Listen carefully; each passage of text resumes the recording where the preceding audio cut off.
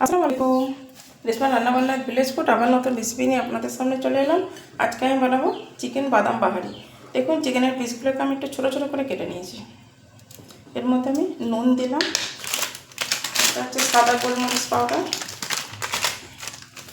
কালো গোলমরিচ পাউডার, এটা ফেটানো টক দই দিয়ে এটাকে আমি ভালো করে মেখে নেবো। একটা তাওয়া বসে দিয়েছি, দেখুন এই মশলাগুলো এবারে একটু ভেজে নেবো।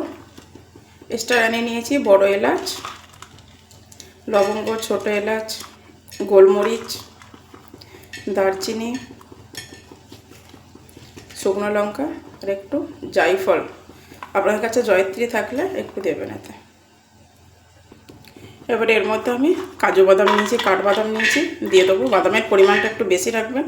এখানে মৌরি আর জোয়ান নিয়েছি, মৌরি আর সাদা জিরে একসাথে ভেজে নেবো। এখানে আমি পেঁয়াজ বেরেস্তা করে রেখেছি আর টমেটো একসাথে বেটে নেবো। কড়াটা বসিয়ে দিয়েছিলাম, এবার আমি সরষের তেল দিয়ে দিচ্ছি। এর মধ্যে এবারে ম্যারিনেট করা চিকেনটা আমি দিয়ে দেবো।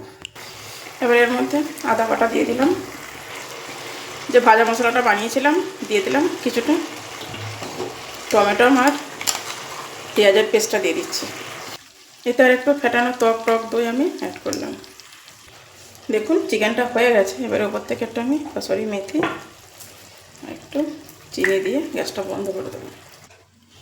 দেখুন এবার উপর থেকে আমি একটু ফেস ক্রিম আর চেরা কাঁচা লঙ্কা দিয়ে দিলাম। এখন আজকের আমার দুপুরের মেনু সবজির ঝোল, ওল মাখা, কাঁকরোল ভাজা, ঘিয়ে করলা যেটাকে বলেন, এটা হচ্ছে চিকেন বাদাম বাহারি।